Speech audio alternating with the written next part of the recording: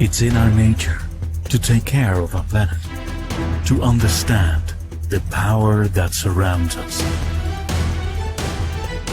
to be awake when something new is coming, to see things differently, to run the roads that inspire, to open our eyes to new horizons. It's in our nature to build new shapes, to move humanity forward, to give new meaning to technology, to build a new house to live in, to be unique on this wonderful earth.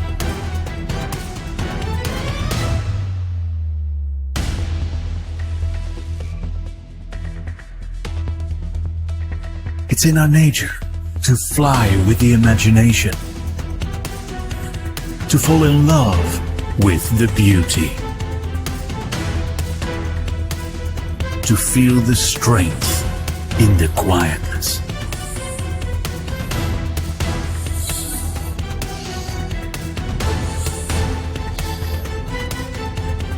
has sparked out.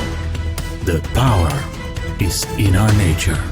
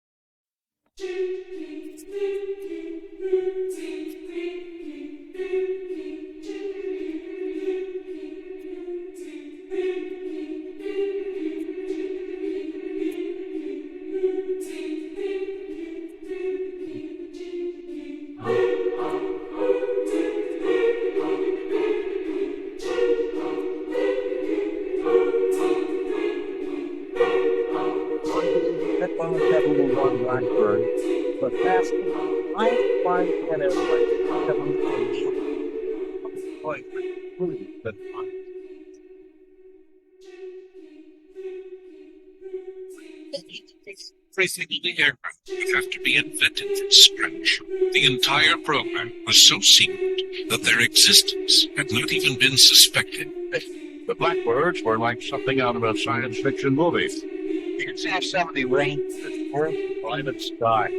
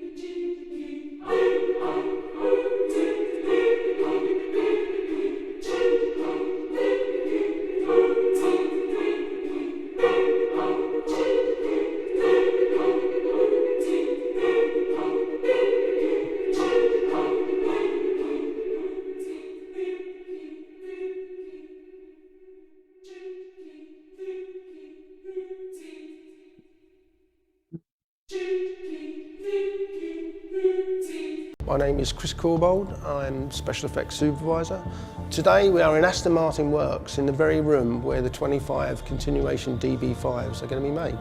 I've been working very closely with the brilliant Aston Martin engineers on most of the gadgets from Goldfinger. Namely, we've got revolving number plates, bulletproof shields, smoke screen. I'm here today to demonstrate 3 of the gadgets which are ready to go in the car. We have the smoke screen, which is bespokely made by a manufacturer especially for the DB5. The oil slick, which has been developed by my team of special effects guys. And also we have the guns coming from the front light. It gives me a huge buzz to be working with Aston Martin in producing these 25 cars with gadgets. The owners are going to have a lot of fun with their family and friends with the practical gadgets. And most of all, they're going to have a piece of history, film history, in their household.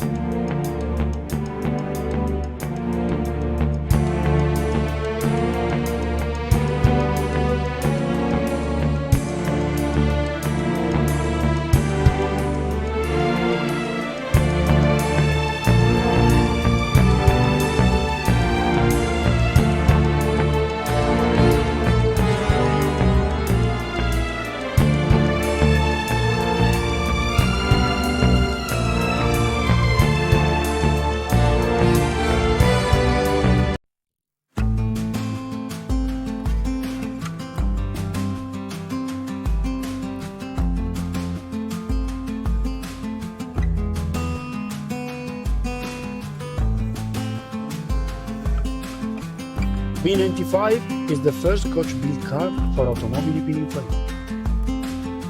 It's also the very first hyper-electric Barchetta in the world.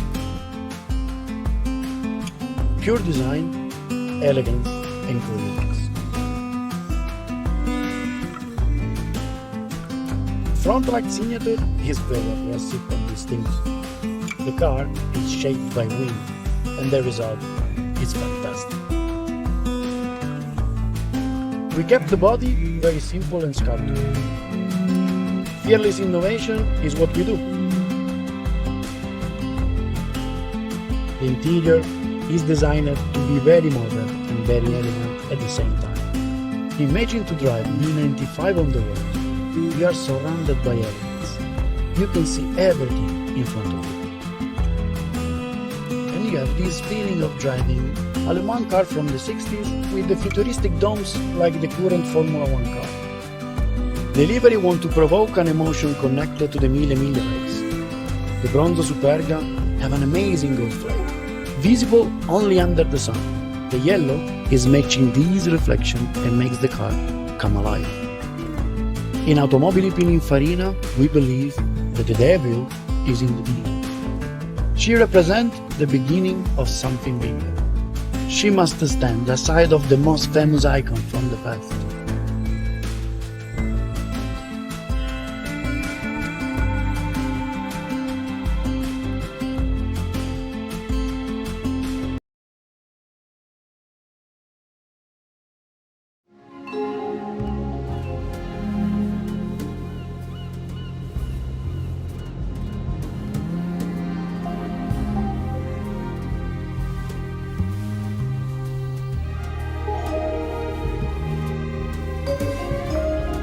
Mon amour, joyeux anniversaire. Ne le déballe pas, mais rejoins-moi avec à notre restaurant préféré à 13h. Je t'aime. Romy.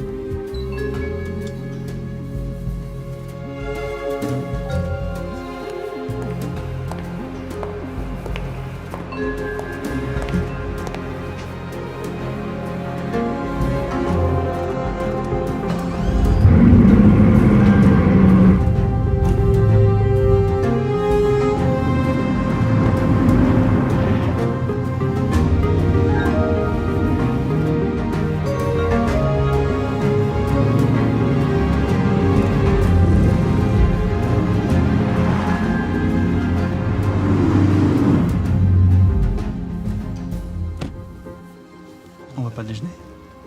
Après un petit détour à l'aérodrome.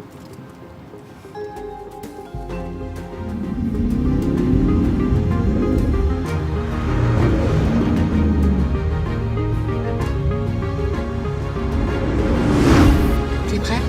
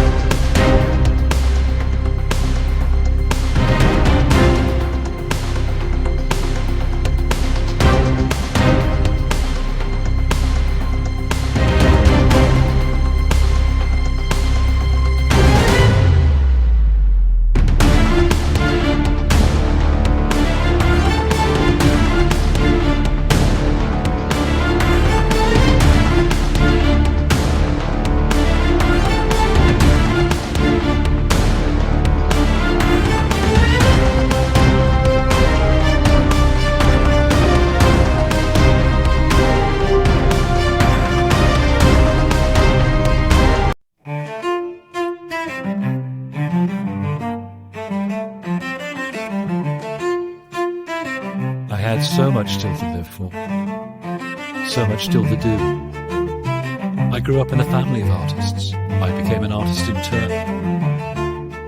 People say that in every great artist's life, there is always a special moment where they create something unique, something so remarkable that it will always be remembered. When I think back over all the cars we built, all the cars I have drawn, all the cars I have driven, for me, the greatest will always be the Atlantic. We only built 4 of these beautiful cars. The first belonged to Victor Rothschild, the second to Jacques Holsch, and the third to Richard Pope. I remember each of them, each absolutely unequaled in the richness of their histories and the beauty of their lines. But I remember the 4th most of all, a masterpiece of sophistication and elegance, a breathtaking black sculpture created in aluminium, outstanding in every detail. I was so impressed by the gracefulness of this car that I kept it as my personal Atlantic, La Voiture Noire. There was so much left to do, but I never had the chance. In 1940, history took over. To snatch it from the jaws of war, my Atlantic was sent from Molsheim to Bordeaux. It never arrived. It was never seen again. It lives on in myth as Bugatti's automotive amber room and still inspires people all over the world. I wish I could create another car like it, inspired by today's technologies, and build the ultimate, graceful GT for today's world.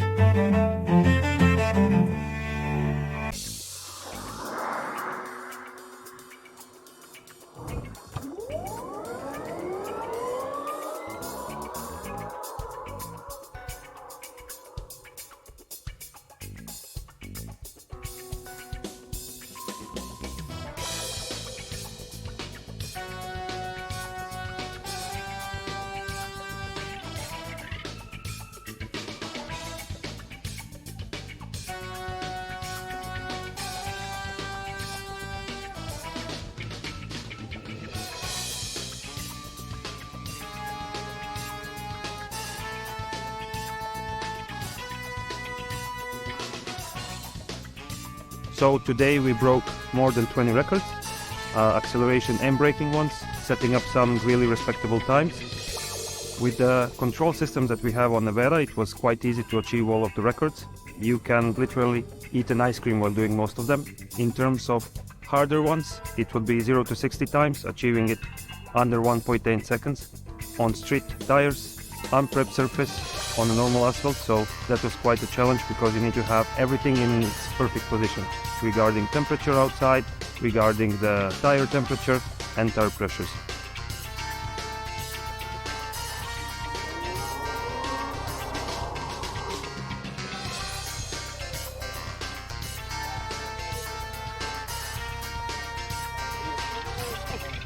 We got them all. We targeted several braking records today, but the most challenging one was the 0 to 400 to 0 kph, and we are very happy because we beat the world record. We are here at Pump and Block today, and we invited 2 very important partners to us, which are Devesoft and Race Logic, to measure the performance of the car and to validate the records that we did. In the car at the moment we have the Devesoft latest and greatest, the new Navion, which is an inertial measurement unit. When doing this kind of measurements, it's very important to have redundancy. That's why we also have race logic feedbacks on board. All these equipment help us to measure the performance of the car in a very precise and fine way. What this equipment allows not only relies on the pure GPS data, but it also relies on internal accelerometers of the IMUs. With this exercise, we learned a lot about the performance of the car. Of course, we were expecting something, but we overachieved once again. Our new inertial navigation platform, Navion and data acquisition allowed us to work with confidence and gave very much the necessary data to tune the car aerodynamics to perform at this level.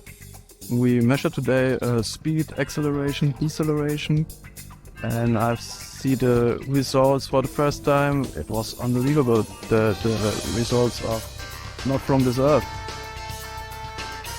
Up to 350 kph, we were only using a standard aerodynamic configuration, but for speeds above 350 kph, we needed to set up a special aerodynamic configuration to maintain stability and performance of the car.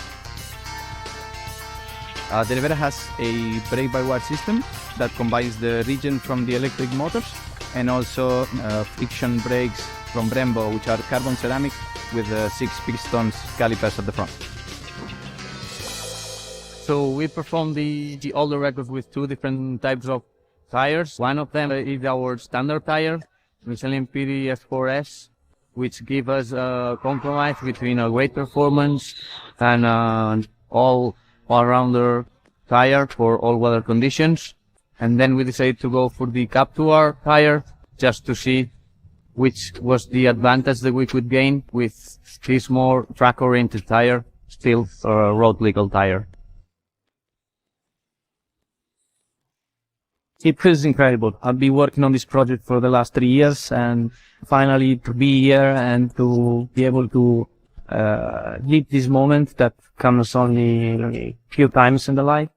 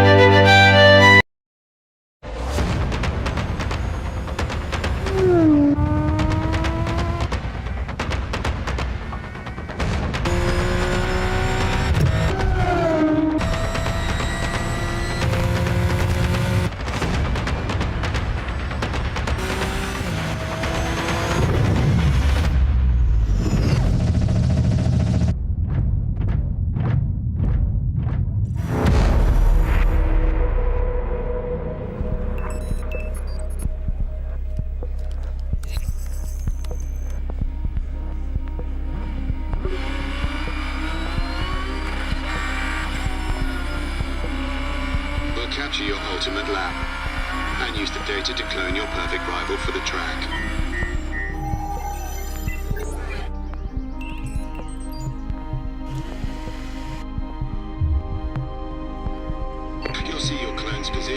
times on a head-up display.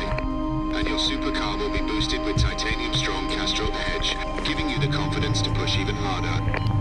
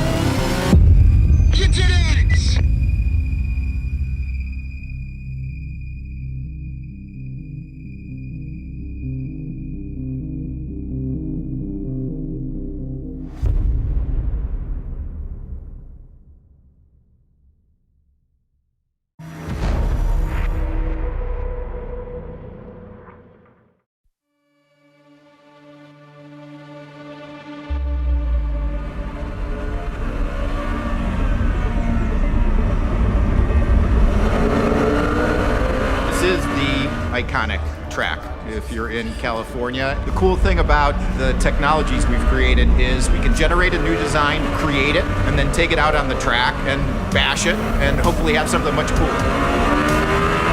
This is something that is years in the making. It's about 8 inches wider. We've switched over our battery cells to an F1 battery cell. The Aero is now 3.5 to 1. So this is like a real GT3 car plus in terms of being glued to the track.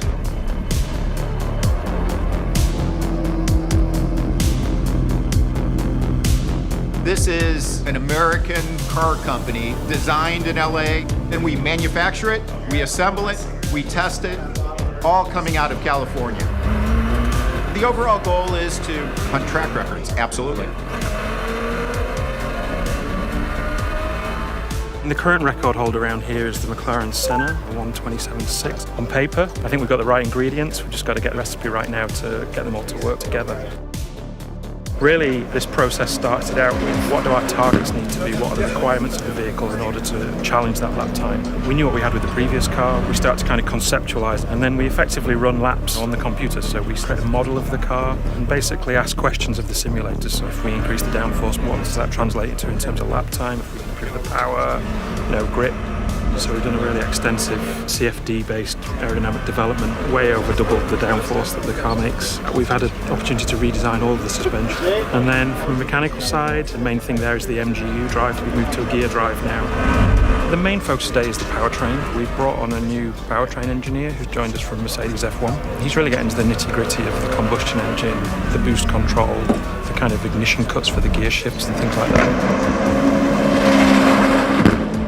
Well, obviously breaking a record, you never go into it thinking it's going to be easy. It's got a pretty complex architecture, internal combustion engine working alongside pretty complicated EV system. Part of my responsibilities is really to work with the engine calibration and making sure that our boost is not only meeting target, fueling correctly, the driver requesting torque out of the corner, so it's a 10th here, a 10th there, and these things make a difference. On paper, we have a lot of confidence that this car can perform. 30.2, which is 2.6 off the record. I'm 65, 70% so far. That's a good indication right there. In addition, we've got Joel with us, obviously the driver today. He's great in terms of real, crystal clear feedback. Helps us to kind of understand where to focus our attentions, where the gains are going to come from. Good acceleration, I would say, out of the corner. I'm getting it, turning right, similar load. I'm not combining, turning to the right. I'm ready to go.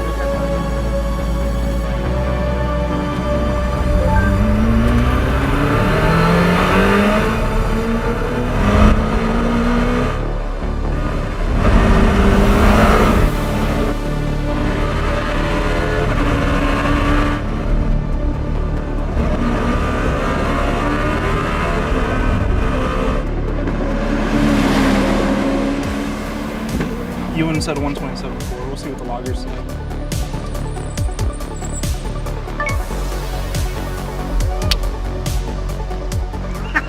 $27.4 on the data.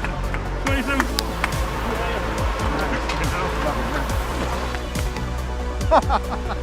Back at the track, it's such a big improvement from the last time out, being able to use MGU with the ICE engine and just how those are linked together. It's very impressive when we're on the deploy mode and just feeling the power that's behind the car now. Prototypes do this track in the teens. For this car to be just, call it, less than 10 seconds off of a prototype is quite special. So proud of this team to be able to create technology, create vehicles like this. Just that in and of itself is one of the most fulfilling things that you can find in life.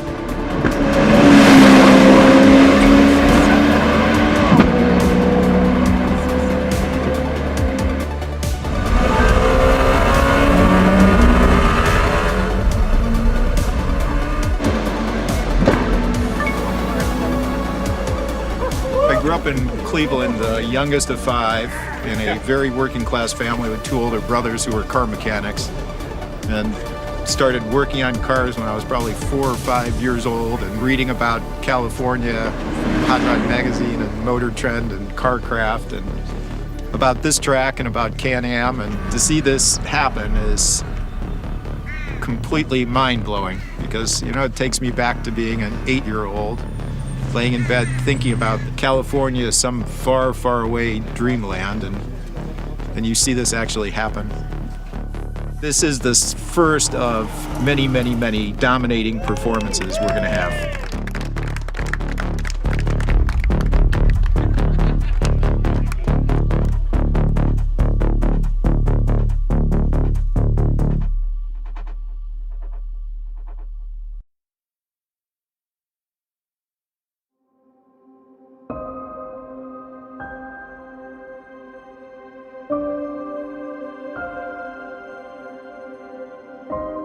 Here in Paris, in this secret location, a rebirth is happening.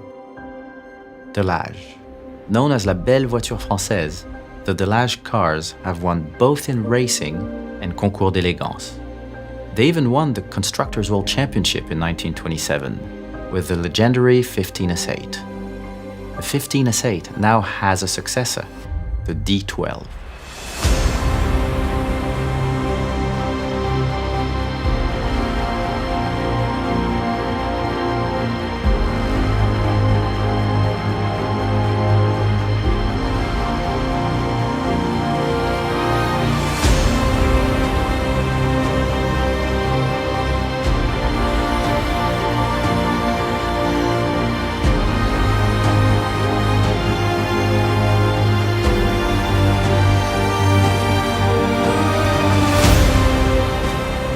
I am Jacques Villeneuve.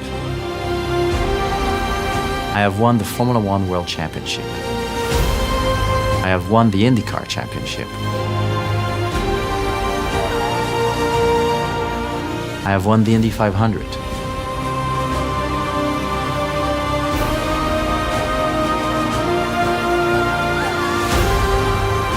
But this car goes beyond anything I have driven before.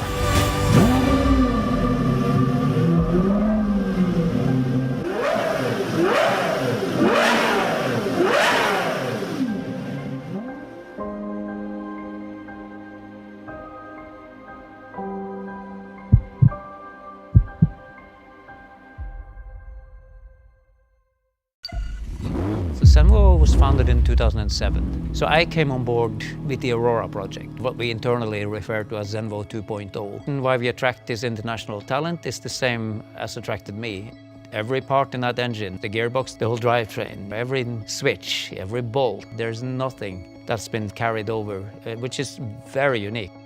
We're a small eclectic group of highly skilled individuals that work really close together. The team really helps you deliver what the designers were after with no compromise. 15 people to well over 100 from over 22 nations. We're probably the most blank sheet for hypercar project out there in modern history. I don't know anyone else who's done it like this. the very foundation of what we felt was the building blocks of Zenvo. Analog feeling from driving. I always wanted to do sort of emotional design, and a car is an emotional thing. We didn't know whether it would resonate, but it resonated really, really well. Obviously, very limited engineering that went into the show car, but it had the designer's philosophy there, so we wanted to keep that. And I knew to make a successful program, we'd have to insource and build the team. So my first 6 months was really building that dream team that I needed to deliver. It is a very complex car. It has a fairly sophisticated powertrain, but it's all wrapped up into a really nice and clean design, and all together gives you a massive amount of performance. So I personally think when you look at it for the first time, you look at it as a thing of beauty, not necessarily thinking that there is a lot of brains behind the car that can take you fantastic levels of performance. It's been a challenge to make the world to believe in us, to not rely on customer deposits. At this stage, we have a very high-level prototype. I think we've proven ourselves. We have a full dealer network, we'll have a full service network, and we're a little bit over a year away from starting production. I mean, we were a little unknown Danish niche manufacturer, and I think with the Aurora project, we've gone from that sort of little boutique company to being fully aligned with any of our closest competitors. I really love the ethos that Jens was creating here. A real driver's-focused car, Danish design, and the ability to design the cars for the customers instead of a sort of a figurehead. We really got to do what we wanted to do here. We all have plenty of experience in the industry. We know the upsides, the downsides, the difficult things and the good things about it. So we understand each other's areas. When we started the car for the first time, it was all quiet and nobody dared to speak. And then, the engine fired up, and I think everybody was a little bit wet in the eyes. So it's a big moment. It's hard to get your head around. Mind-blowing. I think I still haven't probably really fully understood that. Yeah, I was actually in Sweden the first time they started the engine, so I was watching the live feed, 3 a.m. in the morning. They finally got it turned over, and I was like, yes! Goodwood is about us sharing our passion with the world. Literally only test-driven this car for 8-9 days, and then we're premiering it in front of the whole world to see. There's a risk in that, but I do feel fans, customers deserve to be part of our journey. I don't want to hide all the imperfections, because I feel like we're more like a family than this corporation trying to give this sort of sugar-coated view of reality. Because I realize I'm super lucky, the whole team is super lucky, so the least we can do is to try to share it. 4 or 5 years ago, we were pretty alone on this journey, and now we have a worldwide network. Their input, their commitment is hugely valuable. We're true and true a hypercar brand. We never want to go high volume. Having said that, 10 years from now, there will be other models. We are currently planning a V10 powered hypercar, but it will always be the Aurora V12 powered for as long as it's humanly possible as our Halo car. Been in this industry for a long time. I've never, ever been around this level of talent. We're sort of in this creative sphere together, making dreams happen. It's very special.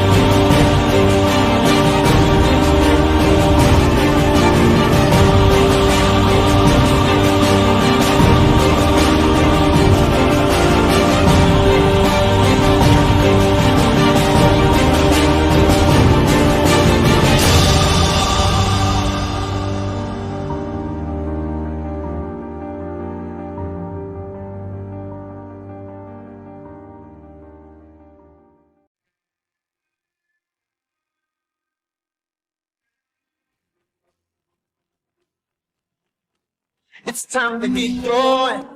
It's time to move on. Put this behind me. That day is gonna come. I'm breaking the walls down, one by one. Nothing can stop me. That day is gonna come.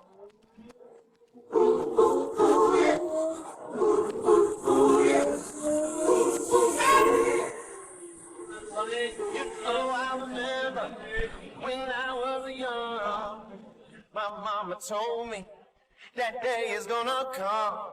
You'll get through the dark nights. Wow, that was nostalgic.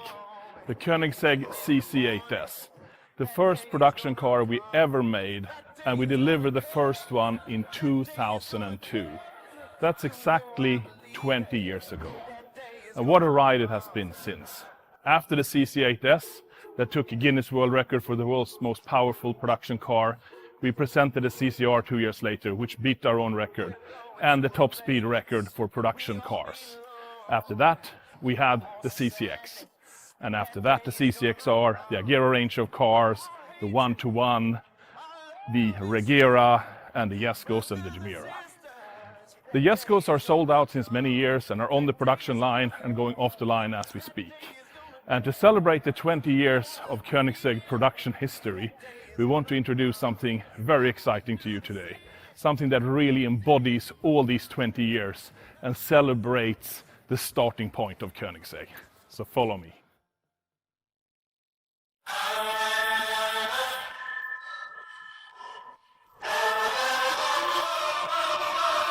It's a new dawn, it's a new day. Some things are different, but nothing has changed. Still got my number, still got my name. Tell everybody I'm back in the game. Oh, this is happening. I am back again. Oh, go on and fade it all to black. I'm back. I'm back. I'm back. I'm back.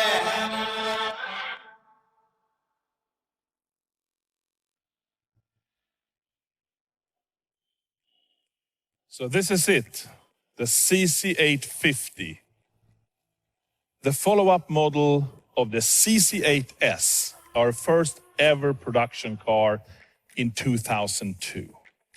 So before I go into the details of the CC850, let me tell you the story about the CC8S. The CC8S, it was really a loved child created from blood, sweat, and tears from a very little crew of people. I started Koenigsegg in 1994, and we built a few prototypes during the 90s, and in 1998 or so, we started development of the first production car, the CC8S. We showcased it for the first time to the world audience at the Paris Motor Show in the year 2000. We managed to get the most powerful output of a production engine with emission homologation in a homologated and crash-tested car. In 2002, that meant 655 horsepower was the world's most powerful production car. So things have moved on, both for Koenigsegg and for the rest of the world since. But that car was really just a work of passion and love. I mean, on average, I think we were under 10 people developing that car. And it went on to set records and went on to become, from our perspective, iconic and really the epitome of Koenigsegg. It's easily recognizable. You can still see, I would say, the DNA from the CC8S through all the follow-on cars from there on. And if you look at a CC8S still today, in my mind, it still looks quite modern, kind of timeless. And when you look at it next to the CC850, which is really the continuation of the CC8S, but 20 years later celebrating the CC8S, we did not have to change much from a visual perspective to make it look super modern, sleek, and have the right aerodynamics and the right ergonomics, features and functions. So that really puts the finger on how well the first car was executed by this very, very small team. The 50 comes from that we're making 50 of them. And it also happens to be my 50th birthday this year. So it kind of combines well with the celebration of 20 years of Koenigsegg, my 50th birthday, and making 50 of these. It's a good low number for a very special, unique, hand-built, limited edition car. As with the CC8S, we have, of course, the Koenigsegg doors. We have, as the CC8S, the detachable and stowable hardtop in the front. But as all modern Koenigsegg's, of course, we have the auto skin, everything is robotized. The chassis has different ride heights depending on your conditions and different stiffnesses of the suspension. We have active aero underneath the car. We have active rake and ride height, and we have integrated the top-mounted, fully foldable, active rear wing that we pioneered on the Regera. Of course, here it's adjusted for this shape and form. But we really wanted to have it foldable because the original CC8S, of course, did not have a wing. Technically, it had to move forward a lot, of course, because we have new emission regulations, we have new crash regulation, and ergonomics fit and functions that are necessary to stay viable. But we really try to keep everything as similar as possible, but move it to 2022. And if you look in the interior, you will still recognize a lot of features and functions from previous Koenigsegg's, like we now have the flag on the shifter knob, like the CC8S had, the Swedish flag. So now I said something. We actually have a manual in this car. You know that I got that soul, yeah. Let me show you that I got that soul, yeah. Show you. Yeah, I got that soul. We have a name for this manual that I can show here. We call it, well, for the whole car actually in a way, it's a TWMPAFMPC. So what does that stand for? The world's most powerful and fastest manual production car ever. And it is really difficult to make a manual car with today's regulation. But our customers really yearn for that analog feel. And we found a way with our latest technology to manualize our light-speed transmission. And I mean, it's really manualized in the sense that your clutch movement from your foot directly actuates the hydraulics for the clutch progressively with your foot movement, exactly like a traditional manual car. And the shifter mechanism, which is connected also to the clutch pedal, is also in direct connection with the transmission from all the moving parts and all the movements inside. They are synchronized. We do not have the ability to shift in the LSD, but we have the ability to communicate directly so it becomes exactly like a normal manual. You can feel the force feedback from the transmission in your foot and in your shifter. So that is completely unique. Given the fact that we have 9 gears in the LST transmission, and that's of course quite a lot to have in a manual shifting mechanism. So we decided that you have 6 gears going forward and 1 reverse. But given that we have 9 gears to play with, you have different gear ratios for a track setting and different gear ratios for a road setting, which is also a world's first and really brings the manual beyond the other compromises that you otherwise have to have. So this is a view of the Koenigsegg Engage Shift System, the KESS for short. We really put in a huge effort into this mechanism to make sure you get the proper feel of a fantastic manual. Not too heavy, not too light, the force feedback you need to feel the gears engaging, and the connection to the clutch pedal, which means that you cannot take out the gears unless you also clutch, and the interaction in between there. And that is fully integrated with everything that's going on in the transmission. So you can feel the gear shift engaging in your controls like a normal manual. That was a huge undertaking, and we're so proud of it. And it means we can save the manual for the future. So when you're in automatic mode, you have that super smooth shifting that you expect from a modern automatic transmission. But when you're in manual mode, you have that direct, hard-hitting sensation of a manual. And the clutch works just like a normal car. Your movement directly relates to the pressure on the clutches in the transmission. So you can drive away really smoothly if you're a good driver or a normal driver. And if you lift off the clutch, the car will just jump and stall. It's a manual. There is no difference. It just features and functions like a proper normal manual. And we're super excited by that. But let's look at a little bit on the performance and the stats of the car. So it actually has a little bit less power than its siblings, the Jesko Absolute and the Jesko Attack. And why is that? I mean, the engine is pretty similar and the transmission is pretty similar, but we put smaller turbos on the engine to make sure we have virtually absolutely zero turbo lag. Because when you're driving a manual and maybe you have one hand on the steering wheel, you don't want to have a sudden surge of extra power. Not that we have a lot of turbo lag in the Jeskos, but we wanted to make sure we had absolutely zero here. So still, the performance and power is immense, of course. It actually has more than double the power of the original CC8S. And the weight is not that much, I would say. And of course, we encourage everyone to run on biofuel, E85. It's better for the performance, it's better for the engine, but it's also better for the environment. There are many new ways of producing ethanol that makes it better for the environment than in old days. But there are also coming very exciting new fuels with solar fuel and synthetic fuels that you can mix in together with the petrol or the 85.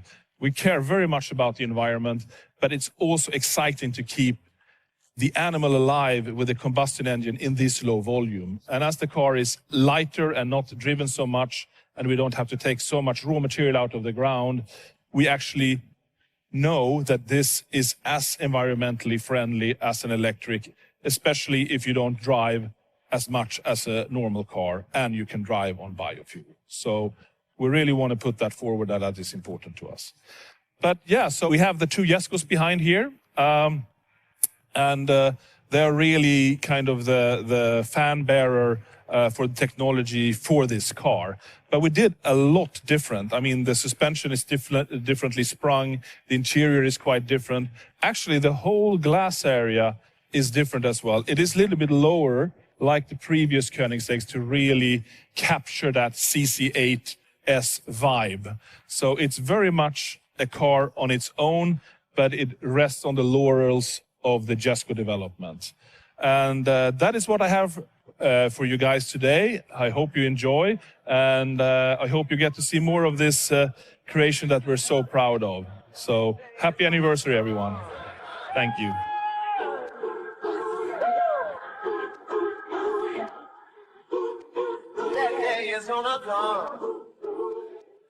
Okay, guys, of course, I also need to show you the interior, and especially the ESS. So we made the shift knob out of wood to have a really tactile human feel to it, actually enhancing the analog feel. The Swedish flag on top is something we had in the CC8S as well on our first production car. So it's a homage to that manual shifter. And then we're really celebrating the mechanical mechanism, which you can see through the gated shifter grid. It's very exciting. Clutch is very natural feel with a hump, like a traditional clutch with the right resistance. Not too heavy, of course, but this is really where it shines. So here we have the 6 gates forward. Then we have this side where we have reverse, neutral, and drive, 9-speed automatic. And you can jump out of that and you can jump into another gear. Of course, we restrict it from jumping into a too low gear if you're here, but otherwise you can just jump in and out. So it's very easy to operate, very tactile, very nice feedback. Very exciting. The steering wheel is completely round.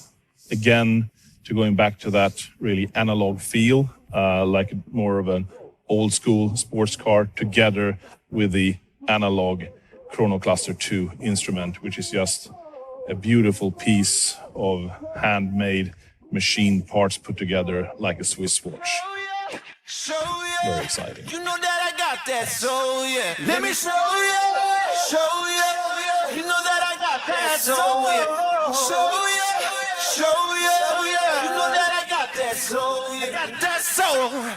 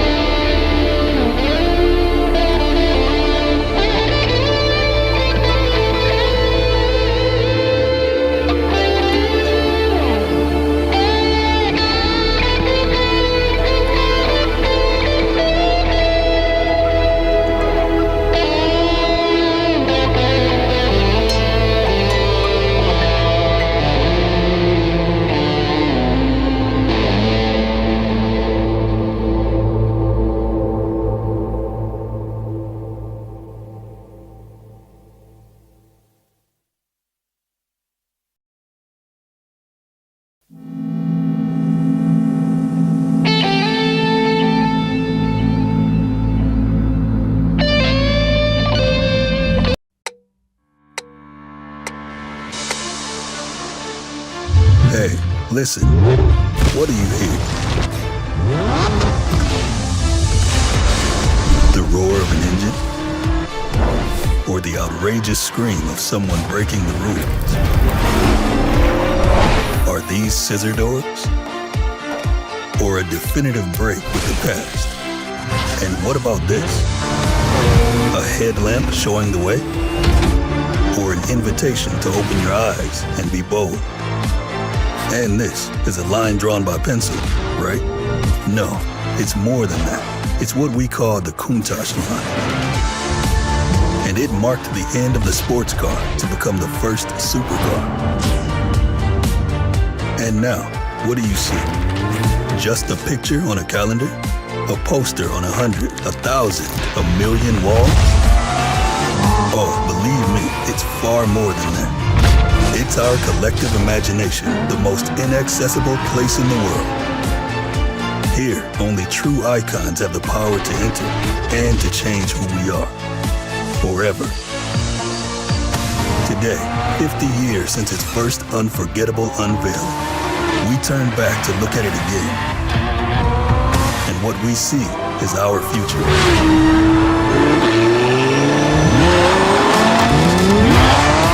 The new Lamborghini Countach.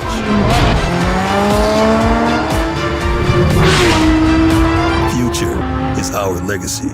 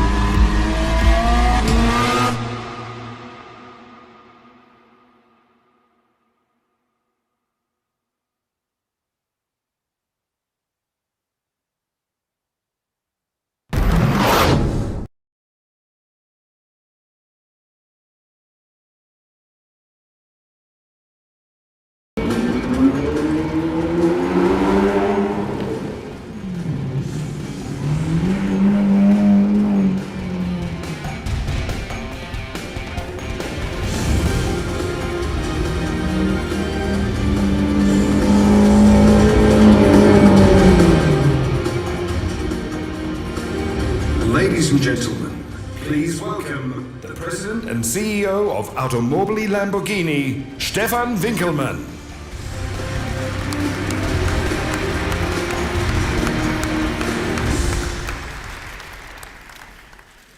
Signore e signori, buonasera. Muss mich erstmal erholen. 100 Jahre Innovation in der Hälfte der Zeit. Das ist unser Motto für das 50-jährige Jubiläum von Lamborghini. Und was gibt es Einfaches, als mit so einem Auto dieses Jubiläum einzuläuten? Dieser Lamborghini ist ein sogenannter One-Off und wir werden ihn nur 3-mal produzieren. Und diese Kleinstserien geben uns von Lamborghini größere Freiheiten beim Design. Sie ermöglichen den Einsatz von neuen Materialien, von neuer Technik. Sie haben einen positiven Abstrahleffekt auf die restliche Produktpalette und last but not least, sie sind natürlich auch Träume, die für einige dann auch wahr werden können. Dieser Lamborghini heißt Veneno, Lamborghini Veneno. Und der ist, wie in der besten Tradition von Lamborghini, der Name eines Kampfstieres. Veneno war stark, aggressiv, schnell. Und er hat 1914 in einer Arena in Andalusien den Torero, gegen den man angetreten ist, besiegt. Was das heißt, ist klar. Der Lamborghini Veneno ist der schnellste, der leistungsstärkste, straßentaugliche Lamborghini, den wir jemals gebaut haben. Er hat 12 Zylinder, also einen Motor mit 12 Zylindern. Er hat 750 PS, hat ein sensationelles Leistungsgewicht von nur 1,93 Kilo pro PS. Und damit schnellt er in nur 2,8 Sekunden von 0 auf 100. Eines der Highlights aber von Lamborghini ist die Entwicklung und auch die Produktion von Carbon. Und somit ist die gesamte Außenhaut dieses Fahrzeugs, die Fahrgastzelle und auch Teile des Innenraums aus Carbon. Ja, meine Damen und Herren, das Jahr 2013, weil es unser 50. ist und der Lamborghini Veneno ist für die Kunden, für die Fans und für uns von Lamborghini etwas absolut Außergewöhnliches. Und wenn wir die Marke Lamborghini in nur einem Wort zusammenfassen wollen, dann ist es extraordinary. Grazie. Ich hoffe, ich sehe Sie morgen auf dem Stand. Danke sehr.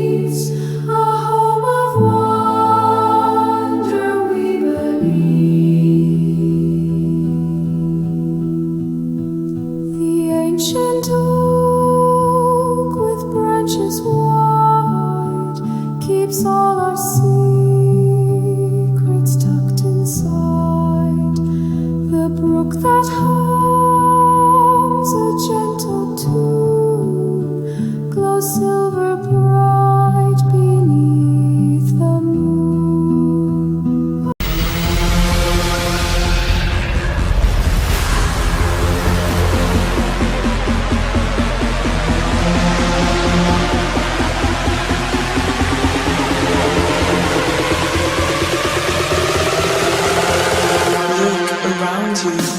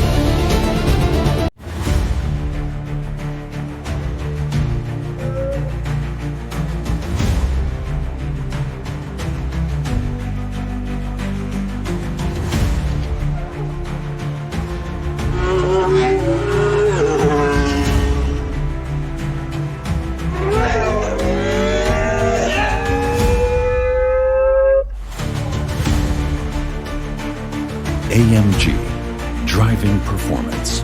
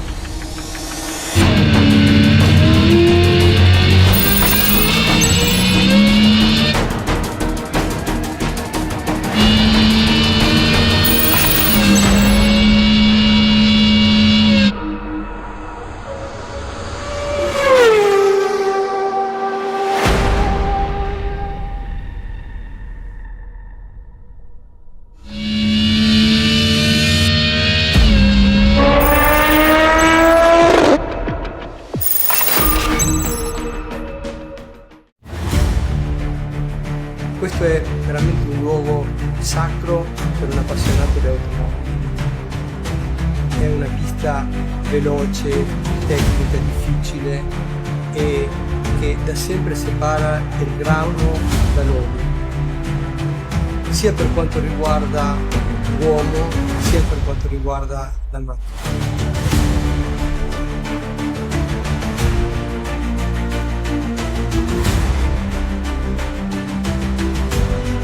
Un circuito che ha fatto diventare veloci più veloci, un circuito che ha dato luogo a lotte accanite tra avversari più buoni, che ha visto vittorie dolci e le tragedie anche più amare.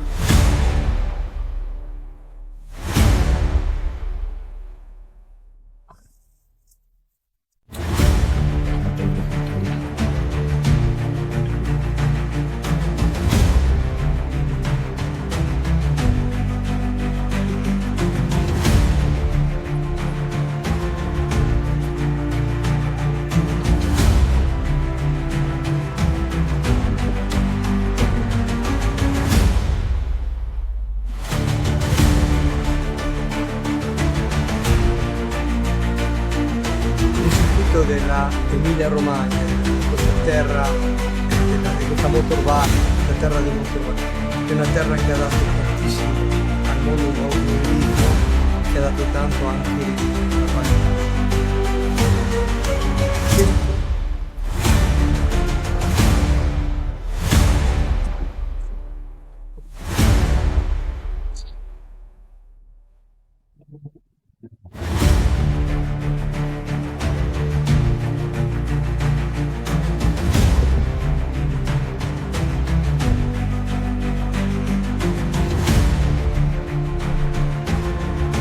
Imola è perciò una parte importantissima di questa nuova vettura, di questa vettura laboratorio, appunto, di questa Pagani.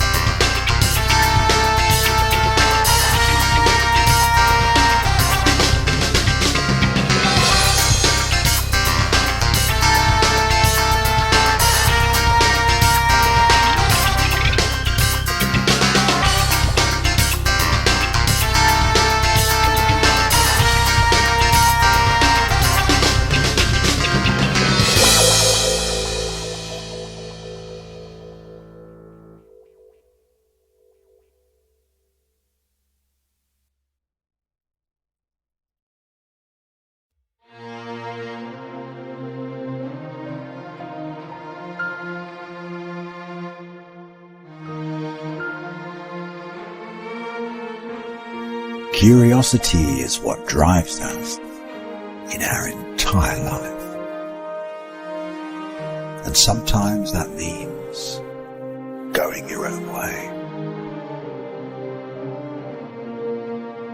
Chasing our idols to get inspired.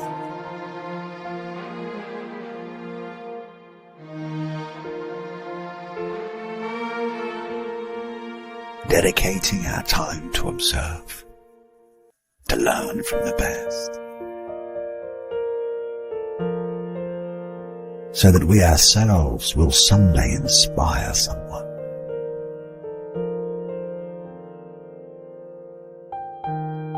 Dreams and passion, the energy of our days.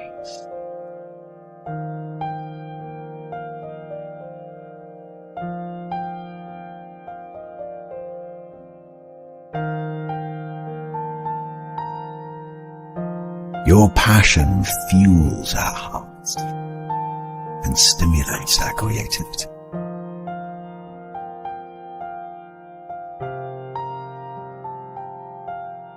And I hope to see you back.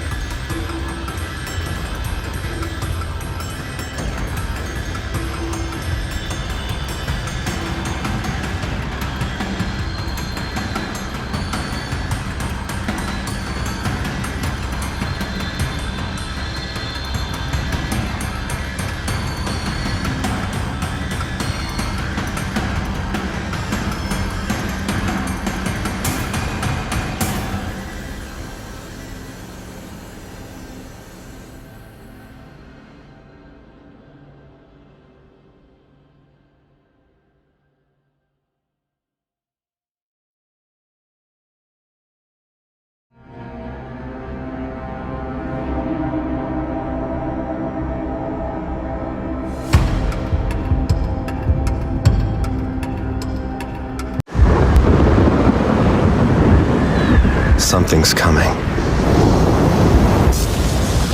You can feel it. A storm. People here call it nevera. It's relentless. Intimidating.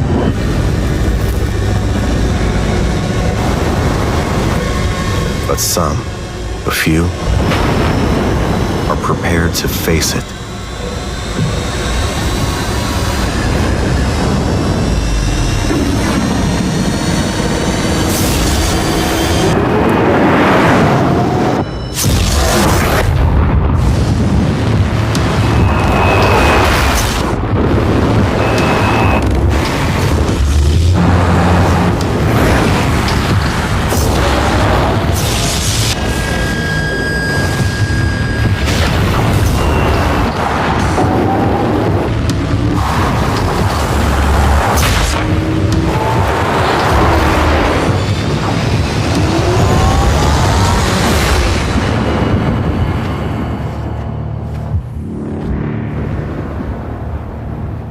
This storm is not for everyone. But what about you? Are you ready to embrace it? Would you dare to drive it? Dare to feel Nevera.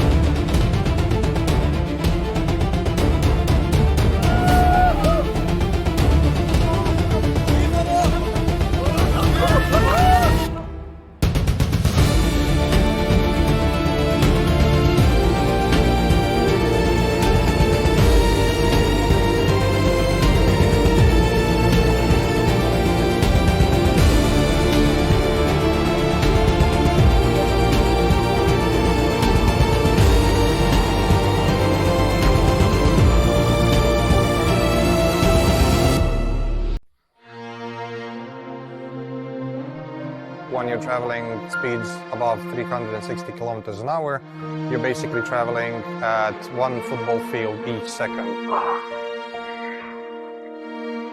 We are in North Germany. We are in ATP Papenburg, and we're here to verify the Rimac Nevera top speed.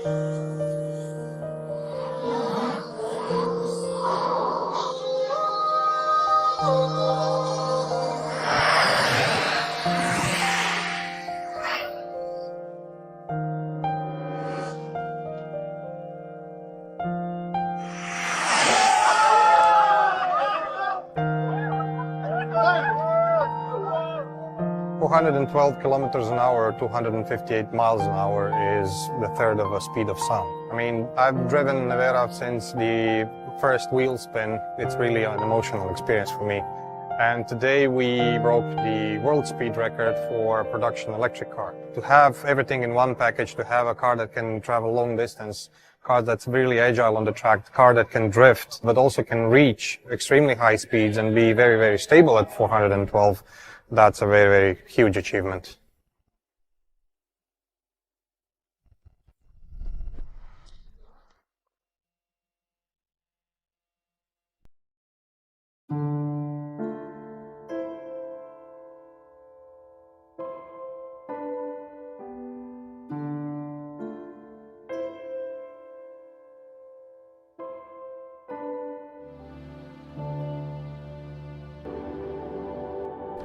The vision of Sir Henry Royce, one of our founding forefathers, was to create the best rolling chassis in the world.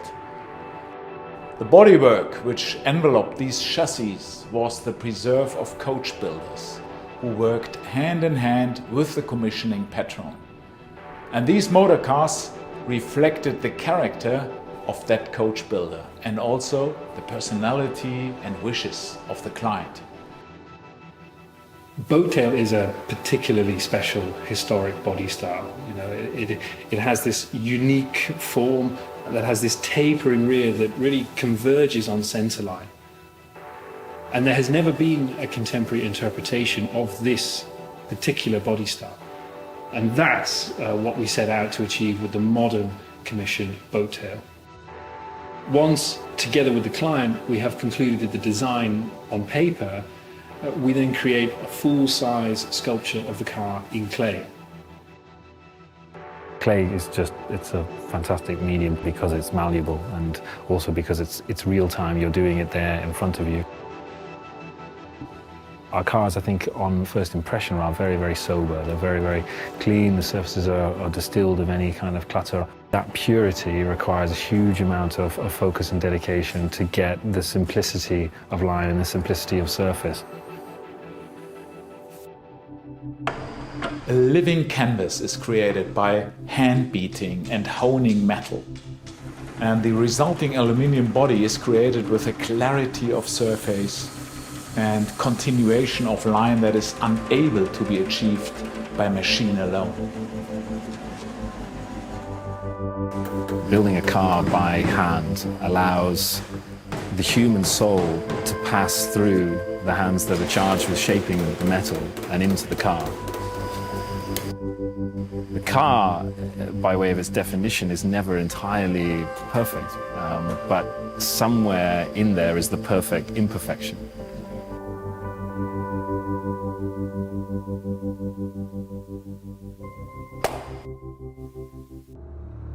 When these cars go live, all eyes on us. And for that reason, I think they have a tremendous impact into the brand. Technically, a car, in reality, when it comes to the heart of our clients, it's an object of art. It's luxury in its purest form. This kind of project is not a matter of money. It's just about perfection.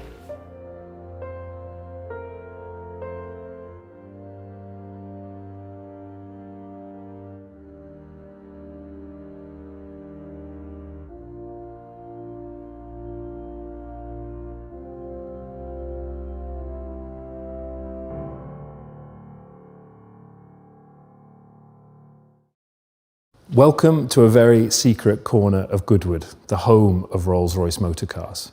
It's here in our dedicated coach build facility that the first expression in the next chapter of our contemporary coach building movement was handcrafted. La Voiture Noire Droptail represents a bold, daring and sophisticated personal expression inspired by the black Baccarat rose. Now, as a design team, the significance of creating the only modern interpretation of the Roadster body style was not lost on us. In many ways, we felt liberated to fundamentally re-examine the tenets of Rolls-Royce design. And that is perhaps no more evident than here with the interpretation of our iconic Pantheon grille. For the first time in the marque's history, the normally upright and straight vanes are actually inclined here at the top with this kinked impression. And this kink, together with the deeply recessed headlamps, creates this strong, heavy brow impression to the front of the car. Now, also down in these lower corners, where we would typically have a rectangular conclusion to the grille, we have introduced for the first time a chamfer. And this chamfer, together with the deep draw, projects a more functional aesthetic to the grille that is familiar with the roadster concepts of old. What you will also notice here is a unique finish to the grille treatment itself that also extends to all of the metalwork across the exterior. And here we actually developed an entirely new technological finish, which we've named Hydroshade. As we move to the flanks of the car, you can see how we have been guided by the pursuit of reduction in paring back the surfaces, and what remains is executed with a level of clarity that can only be achieved with a hand-built, coach-built motor car. In the lower areas is a unique lower intake that also carries the color of the exterior paint, True Love. So as touched on, La Rose Noire is inspired by the black Baccarat rose. Native to France and beloved by the mother of the commissioning family, its deep pomegranate hue and velvet-like quality is transformed under intensive light to show accents of red. Now, in side view, we can immediately appreciate the unique stance that Droptail carries, particularly its proportions. In the first instance, you have a very short front overhang, but also a strong rearward inclination to the face of the car. In the rear, we have a more compact overhang than we are typically used to seeing on Rolls-Royces. But perhaps more profoundly, you have this extremely generous body side section to a very shallow windscreen proportion. This visually pushes the occupants deep down inside the interior, cosseting and protecting them, a particular attribute of a roadster body type. What you will also notice is a general distillation and purification to the form. Here, together with the clients, we were insistent that the surfaces must remain uninterrupted. Typically, we would find the Rolls-Royce monogram together with the indicator in this area on the car.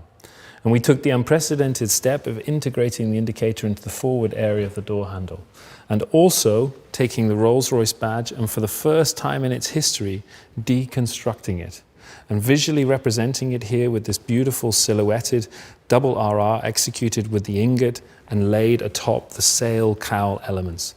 Now, as we come to the rear of Droptail, we can immediately appreciate the strong impression of sculpture, particularly the taper towards centerline. The view is dominated by this transom surface, which in many ways mimics the construct of a yacht. It also serves as an uninterrupted canvas for the placement of these jewel-like rear tail lamps. And while highly modern in their execution here, they actually serve as a historic nod to the early roadster-bodied Rolls-Royces. The dynamic nature of the roadster body is also evident in the proportion of the lower diffuser element that establishes the width, particularly the rear track of the car. This is, of course, a driver's car, and therefore there are demands aerodynamically placed on this rear area. Now, we were able to, let's say, develop and work with these demands by creating an aerodynamically sculpted profile in this rear deck area, which together with this floating element here provides the downforce for the car when it's traveling at speed. And as we follow the cowl line back up, we arrive at the interior, where we can immediately appreciate the three key design gestures. The first is the shawl element that takes the line that develops off the front of the grille, comes rearwards into the waist rail before then enveloping the two occupants and cosseting them. This provides the level of romance, the level of intimacy that one would expect with a two-seater proposition. Secondly, you can see the center console plinth, this beautiful elliptical element that is more akin to what you would expect to find in an architectural space rather than in an automotive one. And this element sits high, again giving the impression that the occupants are deep down and protected within the cabin space. And the final gesture is, of course, the instrument panel, reflecting the materials and the colors of La Rose Noire, in particular the inclusion of the red accent together with the high precision metalwork, but as a first for us, also the incorporation of the parquetry into the center needle coins of the dials themselves. by way of the client's request, we worked together with Audemars Piguet to produce and integrate one of their unique high complication timepieces into the fascia panel of the car itself. But moreover, fulfill the exacting wishes from the client that it should also be wearable on the wrist. Now, when the client is to enter the car, they can then remove the timepiece and place it into the clasp holder here, where it will retreat back into the instrument panel and the straps can be stowed separately. And then, of course, to the real showpiece of La Rose Noire. The simple request from the client was to create the impression of floating roses as if they had been scattered across the interior by hand. Here, there was this beautiful merger between the tried and tested techniques of an age-old practice of parquetry with an achingly modern design that represents an abstract depiction of the rose petals. These triangular elements are made up of 1,603 individual pieces. It took 3 years to move from the formative development through to the production of the piece that you see in here. Now, this highly contemporary depiction of the rose petals is not just exclusive to the interior. We actually bring the theme out onto the aft deck here. Now, interestingly, we execute it with a completely different technology, pulling on the very best skills within our paint area.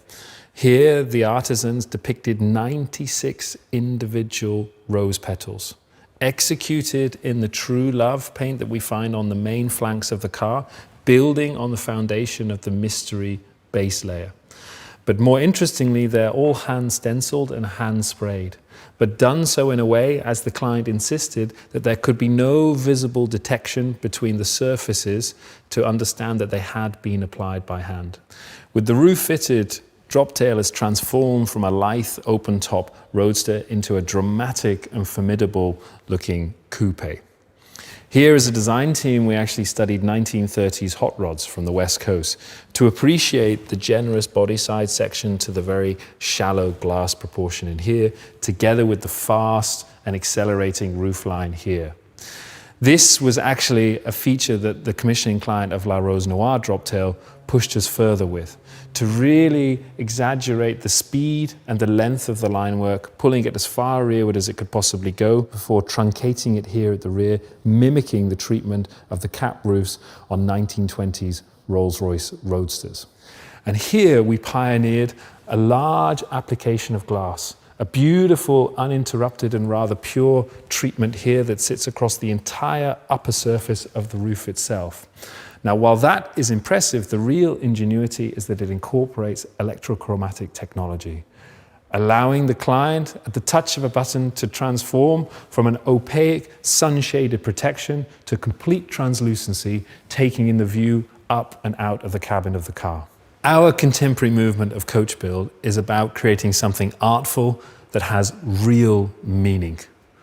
La Rose Noire Droptail is glamour distilled, imbuing the personal passions and distinctly bold visions of the commissioning couple.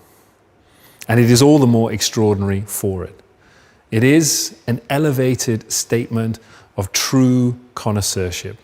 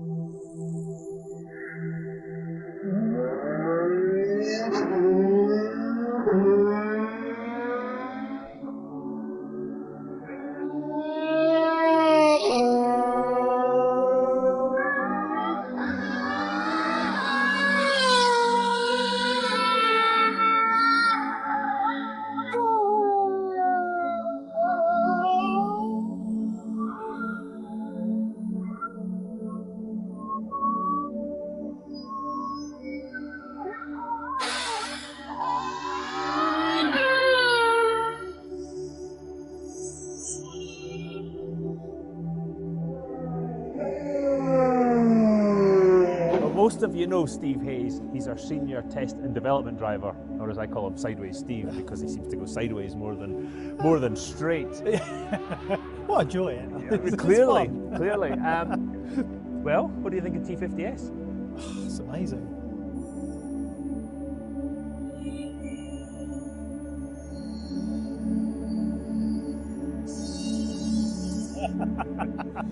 Been looking at the gear shift, but I've been running with without any ESC traction control or anything like that. And here in these conditions, it's been quite good fun actually. As you see, by all the black lines are everywhere. We have been having a black line competition because the car will come with full traction control, and I'm working on that part of it. But I think it's important the car.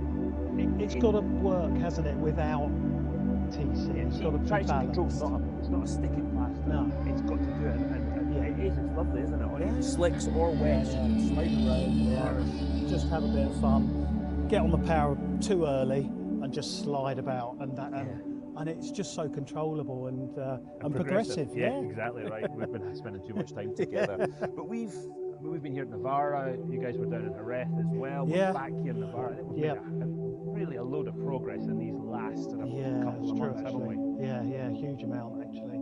Considering where we were, we've changed, playing around with the aero as well, haven't we? And the dynamic balance of the car.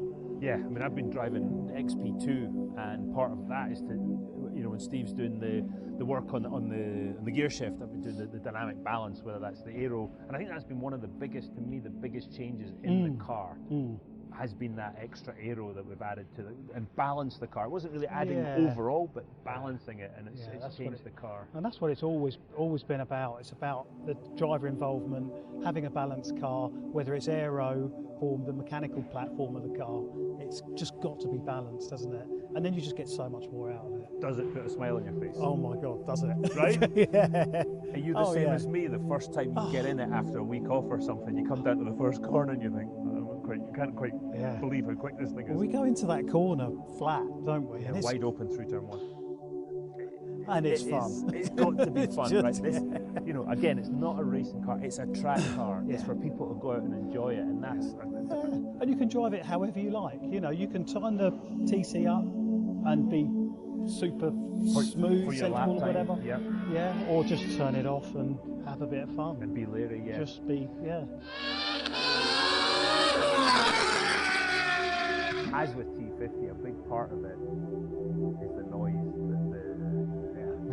that the engine produces. Especially, I was really jealous because at one point I was using the silenced car, and the silenced exhaust, which gets below 100 dB on the drive-by, 100 decibels, which is really, really quiet. All you could hear is the induction noise that went down the main straight. It's still a lovely sound though, isn't it? The way my mid-90s DTM car that I used to amazing. That sort of like it's tearing itself to pieces. Growl, But I was jealous because you had the straight pipes. Now we've both got the straight pipe back on, and every downshift backfire. Yeah, you could hear the whole the way around the track as well. Yeah, I can hear when you spin up the tyres. Yeah, exactly right. Another part of it is to make sure that the car works for a wide range of abilities. Yeah, absolutely. And that's what it's all about. I think we're there, aren't we? With that, it's very intuitive to drive. There's no sharp edges to it. It's not intimidating. It's fast. It's super fast. It's not intimidating. You just get in and just enjoy it. The interesting part was when we first started the traction control calibrations. The guys were looking at it and saying, "We've never seen wheel spin at these bits, at these types of speed, because."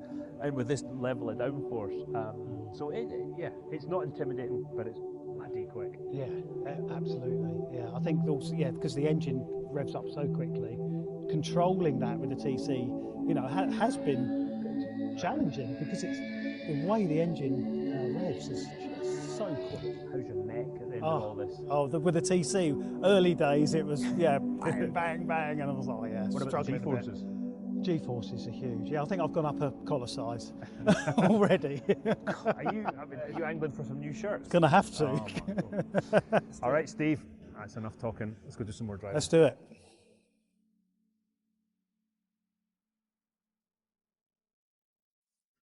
That's us at the end of our 3-week Spanish test with T50S. It's been a really important test for the program. We've learned a massive amount. We've had 4 seasons in 5 days pretty much at this last Navarra section of it, but we're really pleased where it's gone, and I hope you've enjoyed the trip with us.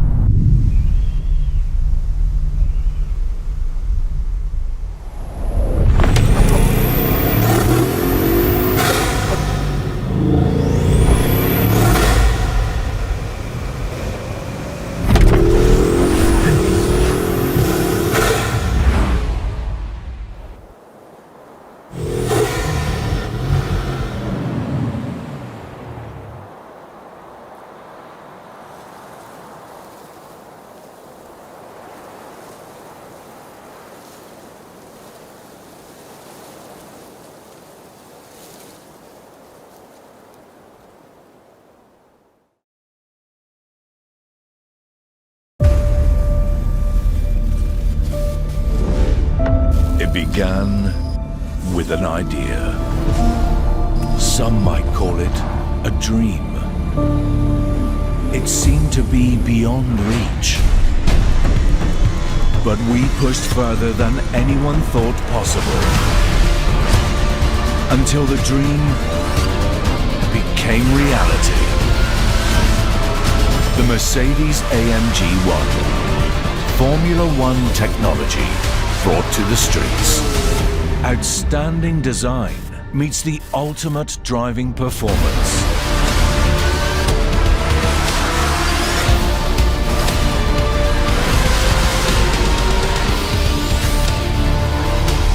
A milestone in automotive history. Today, the pinnacle of a generation is ready to hit the road. The one and only.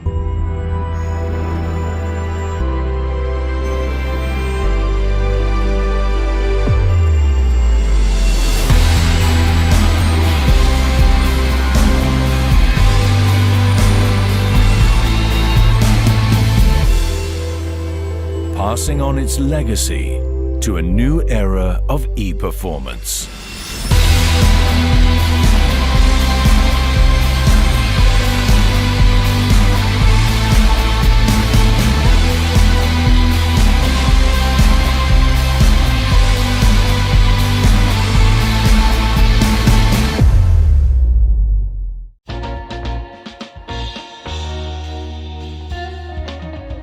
Benny Caiola è stato il nostro primo cliente, ma soprattutto un grande amico.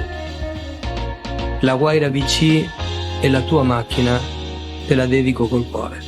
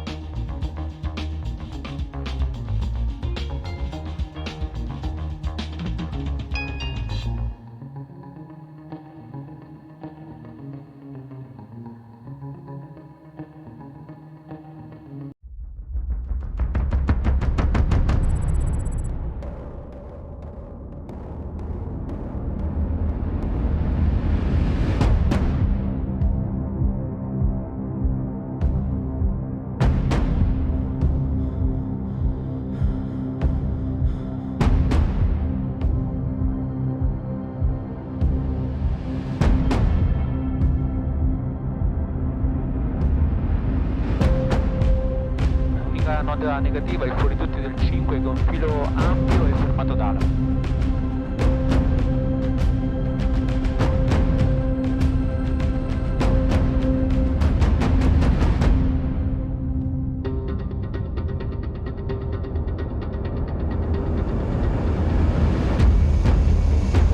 Tricolore 5 velivoli via bar per il cielo campo, chiede taxi 24.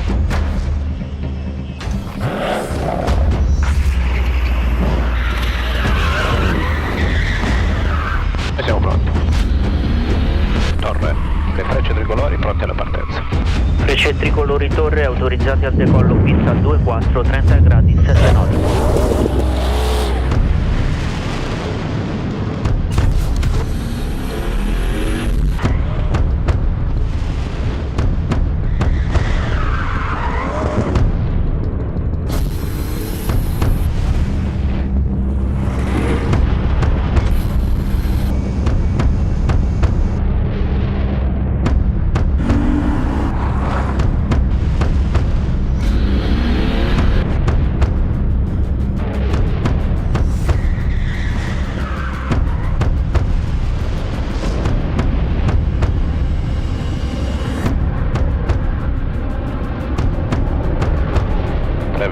Con nome 2, colorati, via.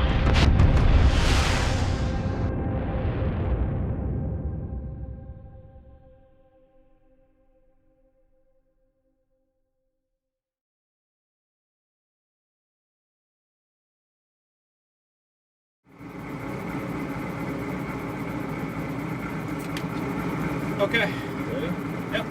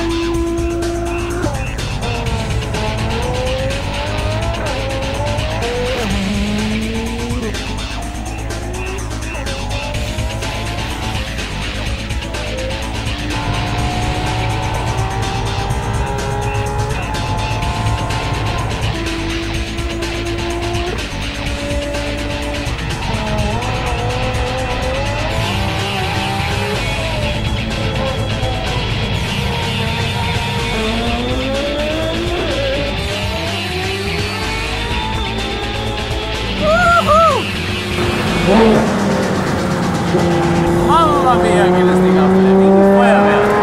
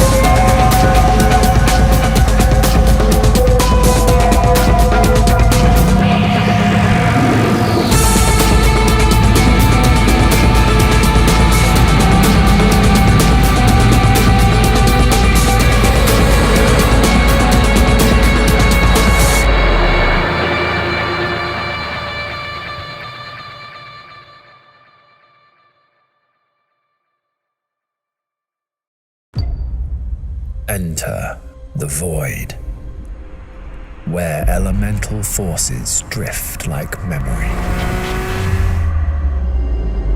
The cosmos stirs. Myth descends into matter.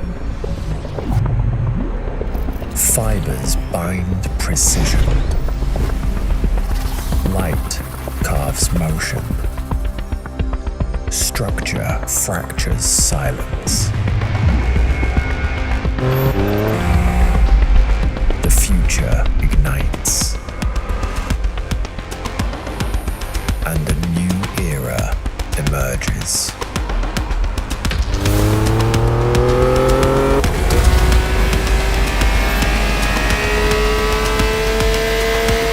Not made, forged.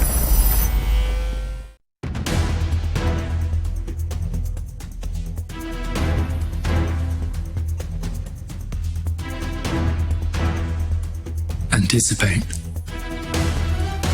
the thrill of the hunt. Sense a kinetic precision.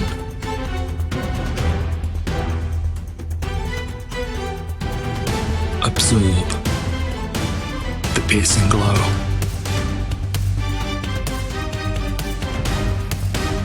Hear a force of nature. Feel the stillness of suspense.